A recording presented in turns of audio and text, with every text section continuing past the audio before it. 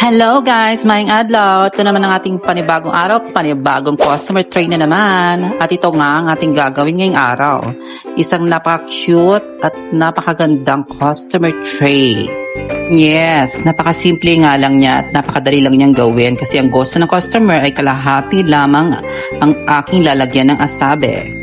At ito nga ang gustong ilagay na pagkain ni customer. Hindi ko alam ng pangalan to at laman kasi hindi naman namin to product. Binili niya ito sa ibang company kaya wala tayong magawa. Kailangan sundin yung customer. Ganon. At sinimulan ko na nga siya nang walang kahirap-hirap dahil para lang ako naglalagay ng bato. Ganon. At sabi nga ni customer, ilagay ko lang daw kung anong kasya dun sa tray. At kung may sobra man ay ibibigay niya sa amin. At 5 pirasong customer tray nga ang order ni customer. At ganito talaga ang buhay bilang isang food decorator dito sa Saudi Arabia.